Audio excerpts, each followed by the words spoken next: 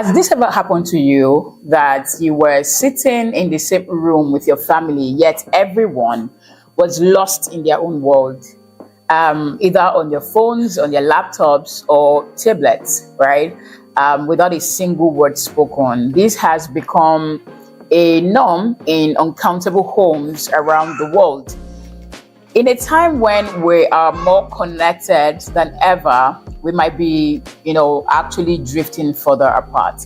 Now let's talk about screen time and how to deal or win this addictive war. Welcome to Aneta. This is our second live stream, and I want to apologize for how the first live stream went. We had to re-upload the video because the streaming platform we used messed the first stream up. Right, we had to basically get another streaming platform and then re-upload the video without issues, shames, and well, it worked, right? And since we've been able to fix this issue, I hope that this one goes smoothly. And we basically have fun tonight. Yes, we are close to 1K subscribers. We're actually currently at 994. And I'm really grateful for 1,000 subscribers. I want to thank all of you for always engaging with the video, and all glory to Jesus. And we also stream on Rumble, another, podcast platform. So you can please just go there and follow us as well. So let's dive into today's topic of discussion. Where do we even begin? Now, like I earlier mentioned, the problem of screen time is so prevalent, and whether we like it or not, this is gradually becoming a loud battle that is currently affecting the atmosphere of our relationships, the temperature of our conversations, the depth of our relationships, and of course, it's retarding our personal, professional, financial, and definitely spiritual growth. I mean, the addiction to screen time is so obvious that many people have literally turned into couch potatoes due to spending ridiculous amounts of time, playing games, being on social media, watching movies that majorly just dumb you down, right? And of course, the list continues. We see more and more people lose the drive for high performance routines, and with less and less patience to read or even watch or listen to truly edifying and educative lengthy content. Many don't read anymore. Heck, I mean, they do not even have the time for the things that actually matter, because screen time has proven to become one of the creative tools that, in my opinion, that the enemy is using to get us to sabotage our lives. We waste our time on things that diminish us and do not add any real value to us at the end of the day. And of course, invariably, we're wasting our lives, right? Now, this pandemic, like what I would like to call it, is affecting both young and old, and it's truly sad to see, right?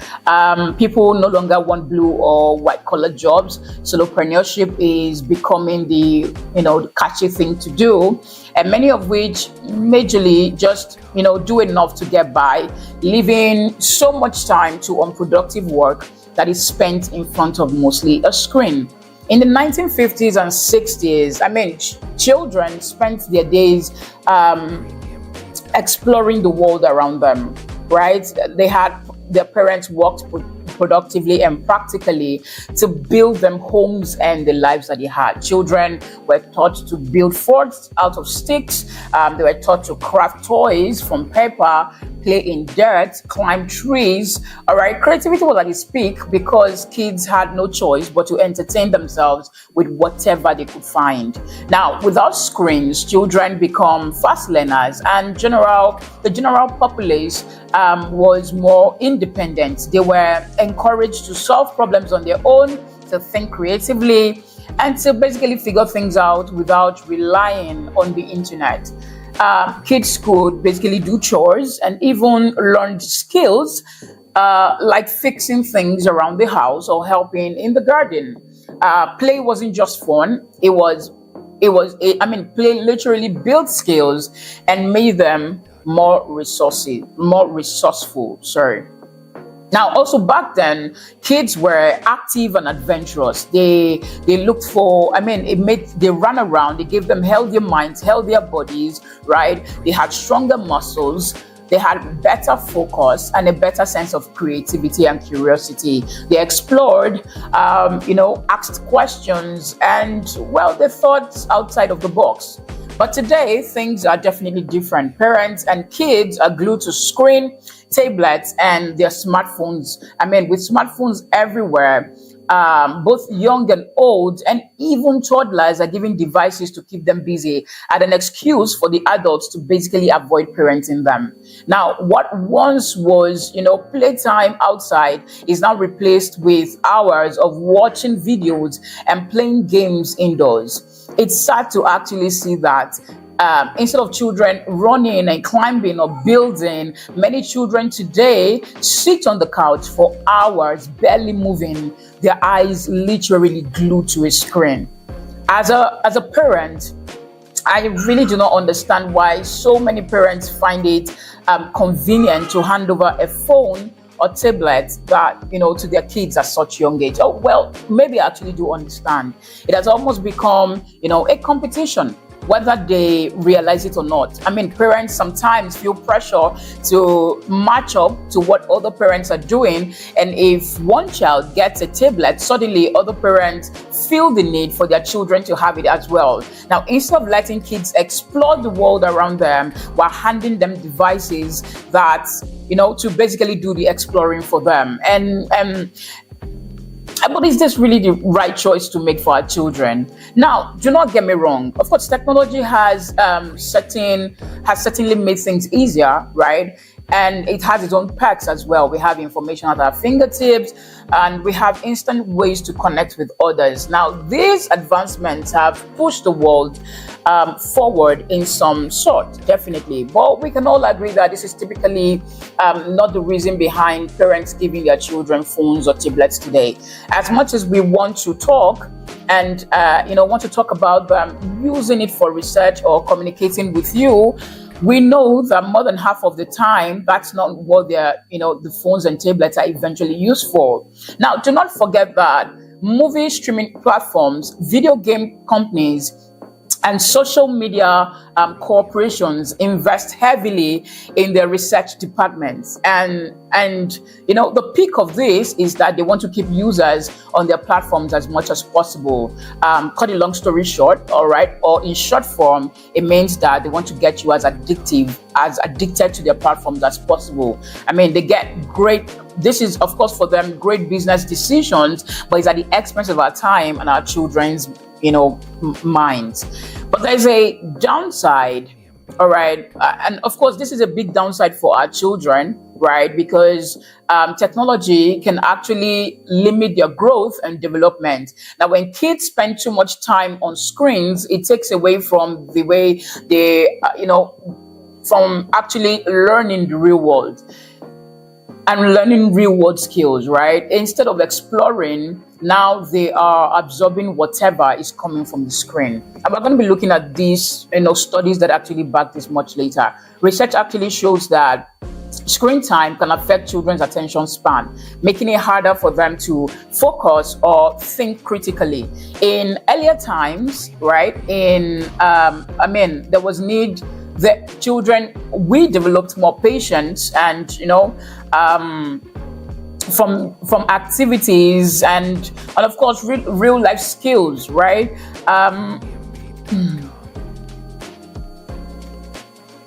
But with screens today, of course, answers and solutions are instantly given to children instead of them having to look for real life situations or solve real life problems by themselves.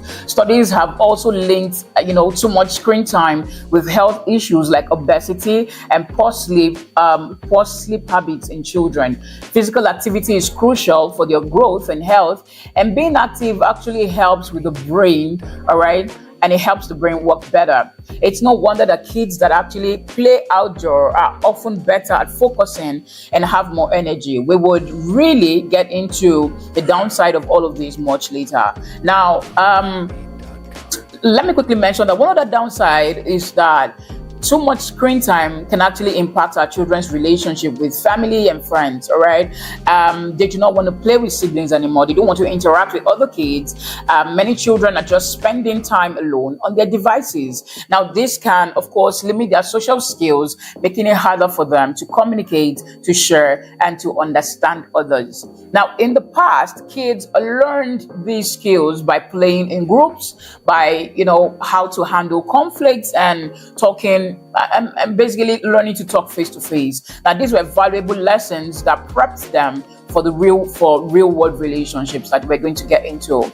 So while technology has been good, to some extent, it's clear that for children, too much screen time can hinder their growth. And for many adults as well, it has become a cauldron of death. Like literally, ideas are getting passed up on because we have not had time to get to it, even though we've had enough unproductive time to have spent on them. I mean, most people do not want to work with their hands anymore or do any tough jobs. We've become too lazy for any real experience. Anxiety is building up by the day. Procrastination is the order of the day. And of course, while we are watching our lives literally burn down to the ground, deep down, we know what exactly the cause of it is. Right. So here, I'm going to share a very personal experience with you. Some months ago, I had gone to visit a family friend, and somehow everyone was in the living room, the parents and children alike. I was low-key excited. It was one of those moments when I thought, oh, this is nice. At least, it seemed that somehow they had time for themselves, right? They could spend time together. But as I looked around, I noticed something really troubling. I mean, it wasn't really as it seemed. They were all there, but essentially they were not there at the same time.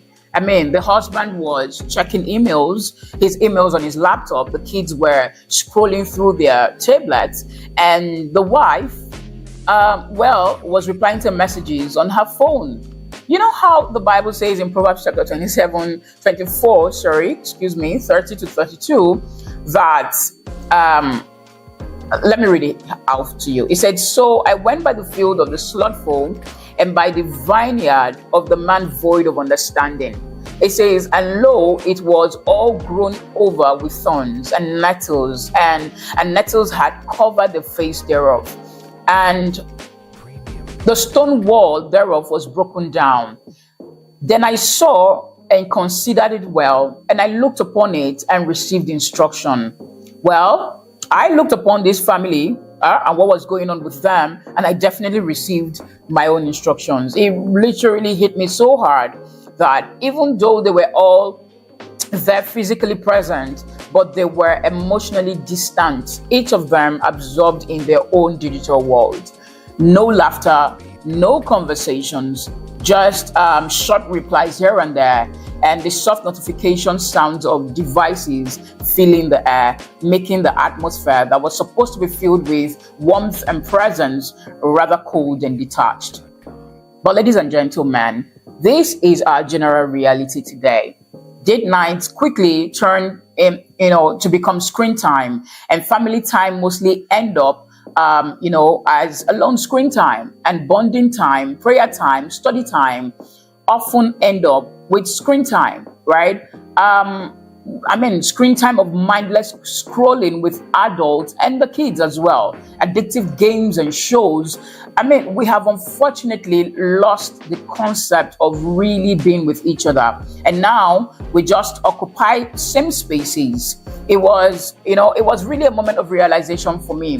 We have missed out on really beautiful everyday moments that truly connect us together.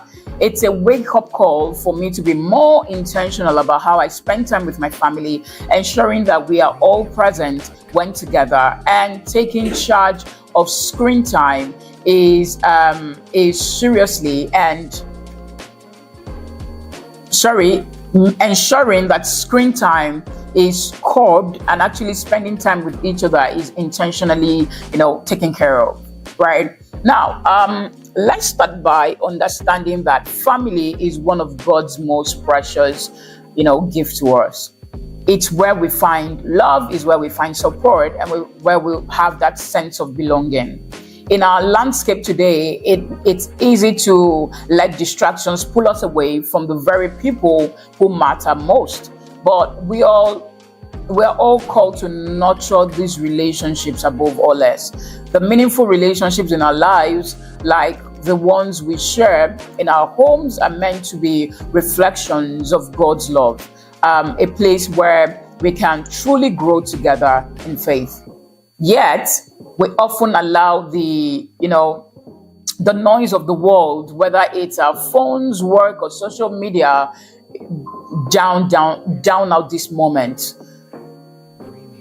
The moments that are actually meant for connection. In these important relationships, God is calling us to be present, to love intentionally, and to prioritize the hearts around us, all right, over the devices in our hands. Deuteronomy 6:6-7 says, and I read, and it says, "And these words which I command thee this day shall be in thy heart, all right, and thou shalt teach them diligently unto thy children, and shalt talk of them when thou sittest in thy house." God has entrusted us with the responsibility of pouring into our families the very essence of His Word. All right, teaching them, His love from His Word and leading by example. But many of us are so distracted. I mean, it's so evident that even women who are supposed to be keepers at home have not exactly been keepers at home. All right. And of course, even the members of the home as well eventually become keepers of screens, rather than being together with everyone else. We have said this again and again, that children learn primarily by example rather than instructions. Now, does this excessive screen time have an impact on us or our children? Oh yes, definitely. Right? According to the Quebec longitudinal study of child development cohort, a long-lasting connection between early screen time media and exposure and cognitive abilities was found in a study that was done. According to this report, with each 1 hour increase in TV exposure at 2 years of age, there is a corresponding 7% decrease in participation in class and 6% decrease in math proficiency by the 4th grade. I mean, a Spanish research study also, discovered a negative correlation between the use of screen media and academic achievement, indicating that increased screen time was associated with lower academic performance. When it comes to language development, the early years of childhood are critical or crucial for acquiring language skills and definitely building other aspects of language, including vocabulary and phonology. Now, these skills are acquired through interaction with adults mostly, right? Numerous studies have also highlighted the significance of human interaction, particularly the frequency and the quality of exchanges between adults and children in the development of language. However, there is a growing concern that screen time diminishes the quantity and the quality of interactions between children and their parents, resulting in fewer chances for the child to practice and develop their language abilities. Of course, social emotional development is also retarded. According to the same study, it was said that increased screen-based technology usage among young people coincided with a decrease in their engagement with nature and impacting their mental health and overall well-being. Research has shown negative association between screen time, particularly television viewing, and the development of physical and cognitive abilities. Additionally, screen time has been linked to, obesity, sleep problems, depression, and anxiety. Now, need I say more? And of course, it's just as bad for adults as well. According to a review published on the International Journal of Mental Health and Addiction, it was found that increased use of screen among adults may harm learning, memory, right? And mental health, as well as potential increase in neurodegeneration. All right. Now, of course, it also showed in adults between the ages of 18 and 25 that excessive screen time caused, a decrease in cerebral cortex, and of course, it affected processing memory, cognitive functions such as decision making and problem solving. Another study found out that adults who watch television for 5 hours, or more per day had an increased risk of developing brain-related diseases like dementia, stroke, or Parkinson's. Now, this study also found out that excessive screen time can hinder sleep, especially when looking at screens for long hours at night. Light from the screen can delay, melatonin release from the brain's pineal gland, impacting our sleep. All right, and of course, additional studies also found that the adults who engage in excessive screen time or have diagnosed smartphone addiction have lower gray matter volume.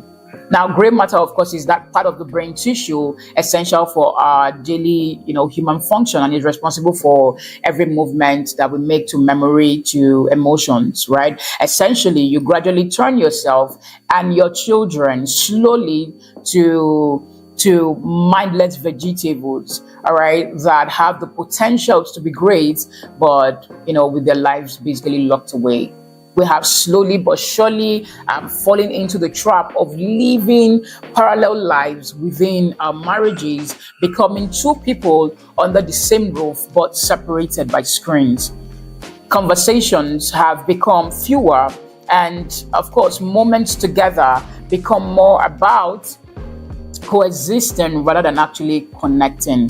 We have ultimately and unfortunately rejected real interaction and allowed digital distraction, and relationships are declining. They are actually literally suffering. I will be sharing practical, ways to combat this menace right away. But before that, how much time is actually too much screen time? Research defined excessive screen time as more than sitting in front of a screen for more than 2 hours a day, right?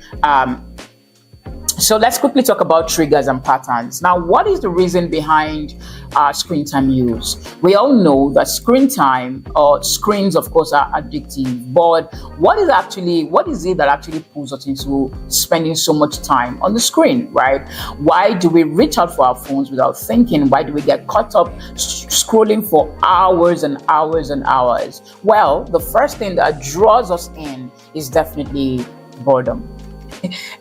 Everybody's guilty of this one. I mean, one of the most used phrases by my children is, "Mommy, I am bored." But, they keep saying, "Mommy, we are bored. Mommy, what should we do now? We are bored." Now, when the last school year was rounding up and I knew that summer holidays were coming up, I called both of them and basically told them that we had a goal for the holidays, and it was to be bored.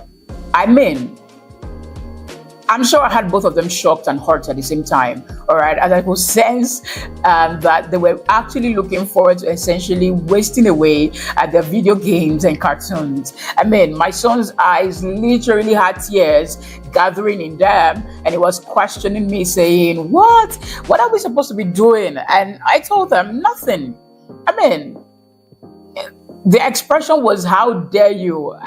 And I said, yes, we're essentially going to be bored. We're going to be bored out of our minds, and maybe be bored enough to be creative.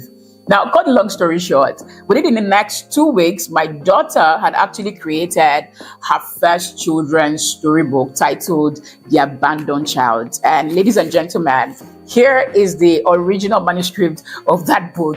And we told her that we're keeping this manuscript for her forever, and that we're going to publish this book into a hard copy and take her along in the process, from the design to the publishing and the printing, and maybe even printing off copies that that she could also give out to her friends. But that was what boredom could do, all right? It brings out creativity in every one of us. Boredom is that itch, and screen time is one of the easiest ways that we are scratching it today. How often do we open our phones just because there's nothing else to do? Well, let me guess, a lot. With a lot of entertainment to fill the empty gaps of our day, who needs an idea? Who needs a book, or who even needs sleep? But the sad reality is that the more we use screens to cure boredom, the less we learn to entertain ourselves, all right? We would continue to have this constant need to reach out for our screens, right? And of course, we get addicted to the stimulation that it brings. Recognizing boredom as a trigger can actually help us pause and ask, what else can I be doing right now? Instead of reaching out for the screen, it could be the perfect moment to continue or start a cause that you have been wanting to start. Open up the Bible for inspiration, or take a few minutes to pray and reflect. Now, imagine actually using every single word state that you had in prayer time. How much victories would we actually enjoy? Or even catch up on, say, Bible reading that we so neglect all the time. Imagine how much wiser we would actually be. Or okay, let's not even get too spiritual. If we even use that time to learn a skill or do practical work on an idea that we have, heck, we would have learned something, right? If we were to use most of the YouTube ideas that we have in making money, right? How much money we would actually have made? The dynamics with us and screen time and being bored have to shift, right? And of course, when we do that, our children will follow suit. Now, another trigger is stress as a way of escaping reality, right? When life gets stressful, screens offer a quick escape. After a long day, scrolling through social media, watching funny videos, or even playing a game feels like relief, right? It's a distraction, a very good one to ignore the things that are weighing us down. It gives us cheap dopamine as it fills its role of distracting us and, to get further away from actually solving the problems that are facing us, right? Now, using screens to escape stress can backfire. Studies have actually shown that while screen time distracts us, they do not actually relieve our stress. They sometimes make it even worse, especially if we're consuming negative content or comparing ourselves to others online. Now, instead of noticing this pattern and actually working on them, all right, many of us actually double down to keep doing these things, right? Let's learn to use the time to walk, to journal, to read, all right, and maybe to write as well. Now, the third trigger is the fear of missing out. One of the biggest reasons we pick our phones is to feel connected. We check text messages, we go on social media updates, we check group chats. They're all to give us a sense of belonging, right? There is definitely this dreaded FOMO, all right, that makes us feel like we need to be in the loop all the time. The fear of missing out, taps into a basic human instinct to belong and stay informed about our social circles. It's been hardwired into us to feel more secure when we know what's going on around us. Social media amplifies that feeling by constantly showing us, highlights of other people's lives, which can actually make us feel left out or inadequate.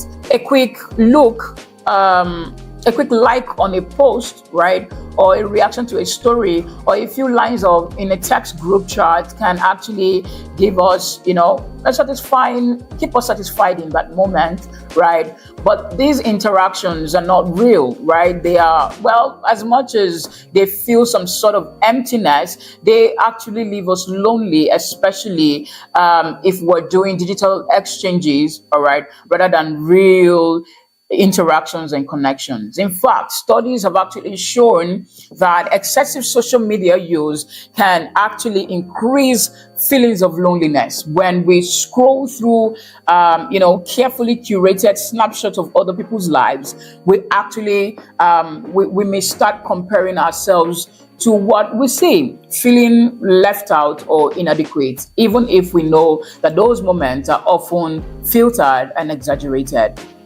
Instead of making us feel closer, social media can leave us actually feeling disconnected, right? As if everyone else is living a more exciting or fulfilling life than ours. The fourth trigger that I'm going to be talking about today is seeking instant reward and dopamine hits. Screens are designed to be as engaging as possible. They're designed to be addictive. Each time we see a new notification, a like, or a message, all right, our brains release a small surge of dopamine, a chemical that is tied to feeling pleasure and reward, right? This is why a quick check of our phones often turn into minutes and even hours of scrolling, because we're actually chasing these small hits of fake dopamine. Social media apps, news alerts, and even certain games are carefully curated to keep us coming back, with features that encourage endless scrolling, autoplays, or frequent notification. Over time, our brains can actually start associating screens with, satisfaction and pleasure, making it harder for us to actually put it away. This can create a circle where we crave that, where we start to crave that next notification or update, even if we do not really need it. Constantly seeking, these instant rewards can distract us from actually fulfilling other activities, leaving us stuck in a loop of checking and refreshing. The last trigger that I'm going to be talking about is habitual pattern, automatically just racing for your screen. Not all screen use comes from boredom, not all come from stress, not all is even from the fact that you just want the dopamine hit. Sometimes it has just simply become a habit, a repeated behavior that that just happens, all right? Many of us reach for our phones first thing in the morning or last thing at night out of pure routine. Without ever even realizing it, we form patterns and screen use that can add up hours of mindless scrolling every day. Now, habits become ingrained because they are convenient and familiar, right? Now, our brains enjoy routines because they are mentally efficient, requiring less effort to execute. So if you've been using screen automatically, it's easy to do it again and again. So over time, these screen habits can start to feel like a natural part of our day, even if they do not add any value to our lives. Understanding screen time triggers is like shining light to what we are doing and our behavior. It helps us basically be accountable, right? By being mindful of why we pick up our phones often, we actually, we could actually start to take small, meaningful steps to breaking away from patterns and find ways to satisfy those needs, right? So the next time that you reach out for your phone, pause and ask yourself, what exactly is my reason right now, right? That one question could be what you need to get a better balance with screen time. Now let's get into practical steps that I personally have also tried with my family and myself, and you could also try it as well to rebuild your relationship and reconnect with your family. So step one is establish device-free zones or times at home.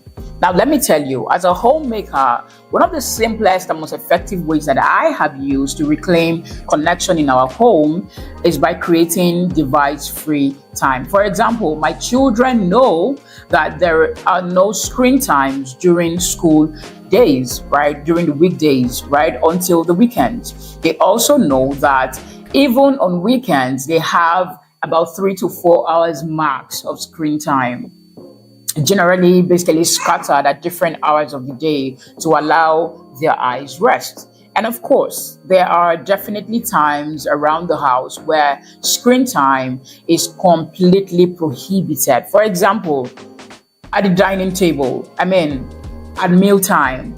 This has been a norm since they were toddlers.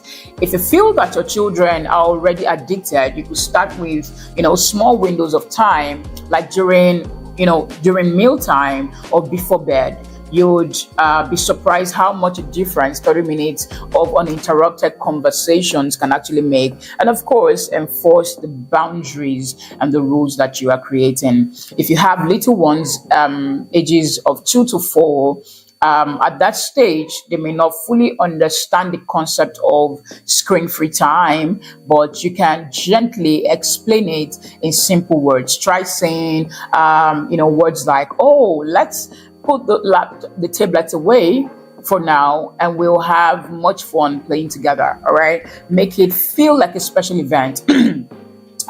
Something they will actually look forward to. Show excitement at them following your lead. If you have children ages 5 to 9, of course, they are starting to understand the idea of boundaries. You could say something like, "Hey, from now on, we would have to put our phones away during, family dinner. It will be our time to talk, catch up on our day, laugh, and basically enjoy each other's company." You can make it a fun challenge to see who would be able to leave their device untouched for the longest. Lastly, if you have kids 10 and above, as they grow older, they might resist the idea for a bit, but it's important to stay open and explain why. Try explaining to them. Tell them you want to just basically have more time with them to talk and connect without the distraction of the phone. All right. Tell them you miss hearing about their day. All right. And, frame it as a desire to actually get closer to them. Right. And of course, they will definitely come on board. Now, step 2 is to engage in family activities. Sometimes we need to be intentional about spending time together. Right? Planning activities that everyone can enjoy is key. You could say something like, "Hey, let's have game night this Friday," or "How about we go for a walk in the park after dinner?" Right? It will be fun, wouldn't it? Right? So these activities, they don't have to be actually fancy. It could be something really simple, all right? As simple as playing a board game or reading a chapter of scriptures together, or even a book, all right? And talking about it can be, moments of bonding. Toddlers and children in general love activities. They love to play. They love activities that involve movement. You might say, "Oh, let's build a fort together and read a book inside," all right? Or "Let's go outside and see how many birds that we can spot." Now, make the activity interactive and use it as a time to spark their imagination. For older kids, you can plan a family art project or a scavenger hunt, right? You could tell them that, "Hey, we're going to make like the biggest tower of blocks today together, and let's see who can sport, or let's see who can spot most flowers on our walk," right? Get them involved in activities. Let them cook with you, right? Let them plan movie nights with you, right? Plan it together, device free, and have meaningful conversations around the table, around the house. You could say, "Okay, so tonight we're cooking dinner together as a team, all right? Or how about we try a game together over the weekend," right? Keep the focus on shared experiences and let them have a say in choosing the activity. Now, step 3 would be definitely lead by example, right? As a homemaker, as a mom, as a mother, or as a father, you need to be setting good examples in your home, right? Be one of the deepest or biggest influences on your children's behavior. So you want to actually prioritize connection and show them and demonstrate what it actually is to stay away from the screen. So you do the same, right? you could tell them that, hey, I'm putting my screen away for like the next hour or so that I can be fully present with you. All right. And by doing so, you are not just saying it, you are living it. And of course, your children will want to will feel obligated to put on their own screens as well to listen to you. Do it with your spouse, right? And of course, everybody will follow suit.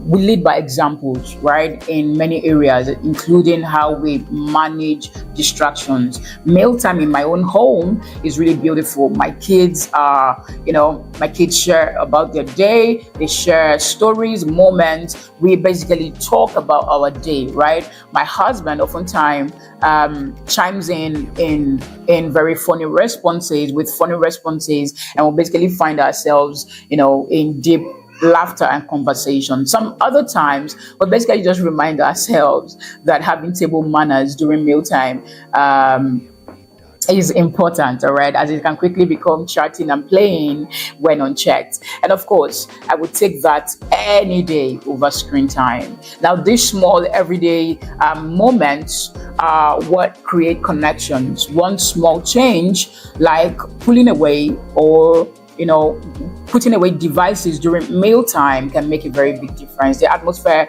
of your home will feel lighter, more loving and more connected. It's important to know that it's the smallest shift that actually creates the greatest impact.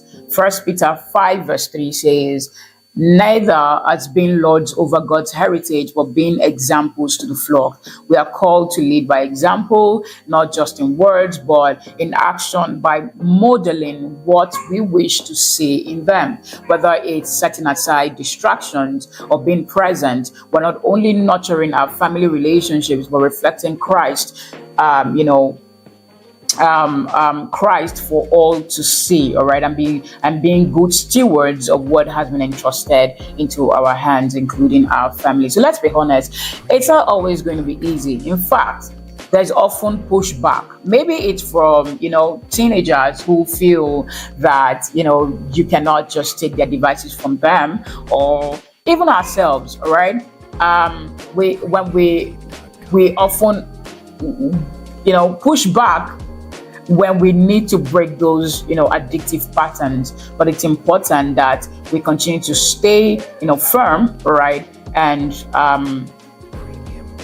basically work towards breaking these very destructive patterns. But the key is to basically start small. You don't have to have the entire family routine overnight. Begin by introducing short, very manageable periods of device-free time. Maybe start with just 10 minutes of family conversations daily during mealtime, or set aside a brief moment before bed to talk about the day or share Bible verses, right? Now, as those moments become more and more natural, gradually, it will gradually increase the natural time that you spend together. All right. Now, let me quickly say, the first time that I suggested that we limit our screen time as a family, my kids were not thrilled. All right. They had their favorite shows to watch. They had their games to play, and even I also felt the urge to check my messages as well. But I kept it really simple, right? We started with just about 10 minutes of individual time at dinner table. Over time, we basically increase those moments, all right, make them longer. And today, looking back, I can see that this this has added such value to my family. All right. Galatians chapter 6 verse 9 says, and let us not be weary in well doing, for in due season we will reap if we faint not. Right. Now, these changes might feel really small or hard to implement at first, but I promise you, with time, you would actually begin to enjoy the fruit of that labor. The key is consistency and persistence. Now, step 4 is teach them to find joy in being alone. Now, one of the most valuable lessons we can teach our children is how to find joy in simply being alone and embracing boredom without the constant need for screens. I have talked about how my children will wake up, to me, will walk up to me and basically say, hey mom, I'm bored. Now, rather than handing them a phone, or a tablet, I basically leave them alone to figure it. I tell them, okay, you're bored, okay, figure it out. Now, at first, of course, they did not know what to do. They would sigh a lot, they would pace around a lot, they would complain for a bit. But over time, I've noticed that, something amazing has actually happened. All right, they learn to explore on their own. They pick up a book, they grab a sketch pad, they invent, they basically invent games from their imagination. All right, they learn to basically entertain themselves, and they start discovering activities that they genuinely enjoy without needing, instant stimulation or constant stimulation, right? Encourage your children to also find joy in their own company as well. If they have siblings around them, okay, that will be fine as well, all right? Teach them to be resourceful and imaginative, help them discover who they are. And then, of course, it would basically do better for them than excessive screen time, right? Let them learn to lean on external outputs. It will really increase their confidence, all right? And of course, teach them simple habits of finding contentment in solitude, all right? And which will be incredible in showing them that they do not really need something or someone to always keep them occupied, all right? That they can find happiness with themselves. Now, step number 5 would be, do not be quick to hand out phones or devices to them. Don't always be quick to give them phones, right? While it is tempting to give a child a device to keep them occupied or quiet for a while, over time we have seen that this can have long-lasting negative effects on their development and behavior, right? And then many parents do this as a quick fix to their children's boredom or restlessness, and it might work in the interim, all right? However, relying on screens to pacify children can limit their creativity, hinder social skills, and make them dependent on technology for entertainment, right? Now, reflecting on my own experience, I personally, and I know that many teen parents today want to give their children phones on time because their friends have it. I did not have a phone till I was 17, and it wasn't even a smartphone because, this was the time when it was the days of Nokia 3310. So it was strictly for communication purposes. Now, while I know that things have drastically changed, I can confidently say that growing up without constant access to a screen helped me develop a stronger sense of patience, curiosity, and independence, and I am planning to replicate that with my children as well. Now, without the distraction of a device, I learned to engage with the world around me, basically, right? I explored my interests and I solved problems independently, all right? And for a bit, it helped me to be very, very focused. Now, that screen-free upbringing taught me to think deeply, to be resourceful, appreciate the moment rather than always looking for quick entertainment. Now, for young children, especially, screen time should be limited 100%, right?